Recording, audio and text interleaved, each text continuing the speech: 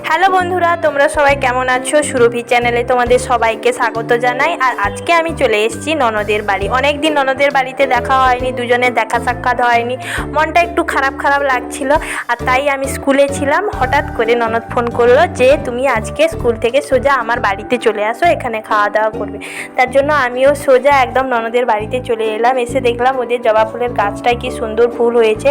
আর একজন তো একদম আপ্যায়ন করার জন্য চলেই এলো। আর আজকে দুপুরে থালিতে ছিল পটল ভাজা, কুমড়োর ভাজা, আলু ভাজা, বেশি কিছু হয়নি। আর ছিল চিকেন, সেটা দিয়ে খাওয়া দাওয়া জমিয়ে তৃপ্তি ভরে এলো। আমি তো তৃপ্তি ভরে খাওয়া দাওয়া করে নিলাম। তোমাদের ভিডিওটা কেমন লাগলো আমাকে জানিও।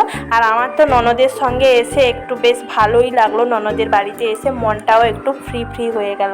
টাটা বন্ধুরা, সবাই ভালো থাকো, সুস্থ থাকো। আর প্লিজ লাইক কমেন্ট শেয়ার করতে ভুলো না। আর চ্যানেলটা অবশ্যই সাবস্ক্রাইব করে দিও। টাটা।